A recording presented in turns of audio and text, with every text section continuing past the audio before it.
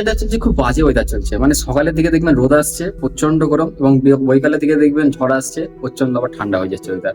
এই যে ওয়েদারের পরিবর্তন হচ্ছে, অনেক সবাই দেখবেন এই ওয়েদারের পরিবর্তনের ফলে শরীর অসুস্থ হয়ে যায়।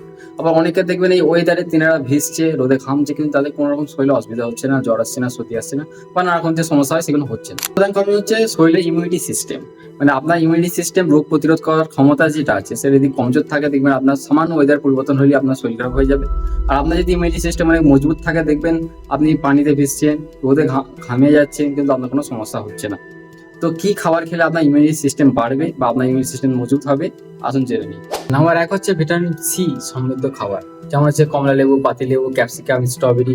এর মধ্যে ভরপুর পরিমাণে ভিটামিন সি থাকে, যা আমাদের রক্তে শ্বেত কণিকা উৎপাদন বাড়ায় এবং সেটি আমাদের রোগ প্রতিরোধ ক্ষমতা বাড়িয়ে তোলে।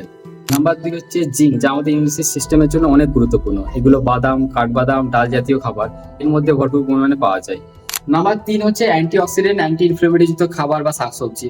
পালং শাক, লাল ক্যাপসিকাম, হলুদ, এগুলো কি করে আমাদের কোষকে ক্ষতি থাকতে রক্ষা করে এবং আমাদের ইমিউনি সিস্টেমকে আরো শক্তিশালী করে তোলে। তাছাড়া আছে বায়োপ্রোটিন যুক্ত খাবার, যেমন দই, দুধ, ঘি, এসব জিনিস। আর এরকম লিস্ট পেতে আমার কমেন্টটাকে চেক করুন, এরকম আরো টিপস পেতে আমাকে ফলো করুন, ভিডিওটাকে শেয়ার করুন। দেখা হচ্ছে অন্য কোনো ভিডিওতে।